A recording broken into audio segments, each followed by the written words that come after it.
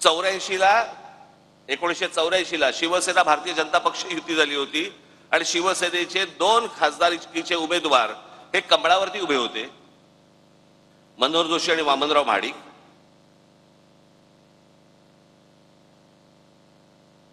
मग 90ला परत युती झाली.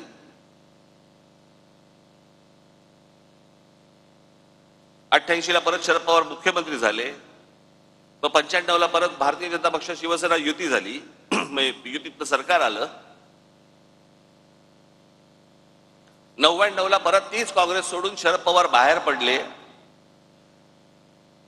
आणि 99चे रिझल्ट लागल्यावरती 2 महिन्या एक दीड महिन्यामध्ये शरद पवार त्यांची काय राष्ट्रवादी काँग्रेस आणि काँग्रेस परत युती झाली. ज्या काँग्रेसला शिव्या घालून ते बाहेर पडले होते त्यांच्याच बरोबर दीड महिन्यात युती झाली.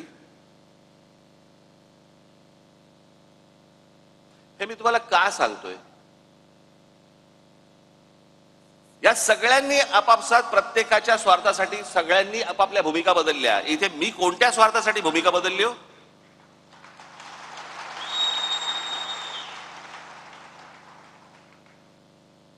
आता जर समजा तुम्ही जर मंत्रिमंडळातली लोक बघितली आता, तर त्यातले बहुतेक जण हे शिवसेनेतनं आलेले, काँग्रेसमधनं आलेले असेच आहेत.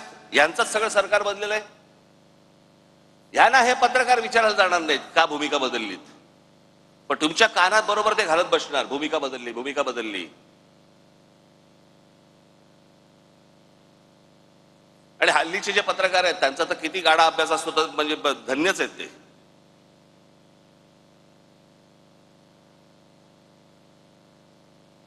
आजचा दिवस ढकलायचा, काही का बातमी टाकेना. आणि आता तर काय सगळे प्रत्येक पक्षाचे एक कल्लीच सगळे गोष्टी सुरू आहे. आता काल त्या कुंभमध्ये किती लोक गेली अजून आकडा येत नाहीये. ज्या प्रकारे इतर पक्षांचं कोणाचं असतं आणि काय झालं असतं, तर काय तमाशा केला असता चॅनलवाल्यांनी, आता काय नाही, सगळं चालू आहे, दाखवत आहेत बातम्या फक्त.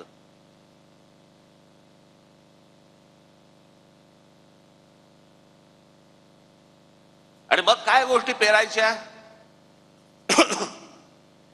की राज ठाकरेंनी पहिल्यांदा नरेंद्र मोदींना पाठिंबा दिला,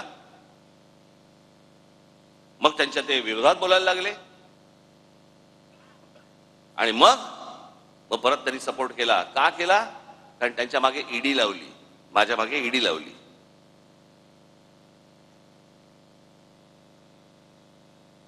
मला ती पण कहाणी आज तुम्हाला तुमच्या समोर आणि या चॅनलच्या द्वारे महाराष्ट्रासमोर मला समोर सांगायचीच आहे.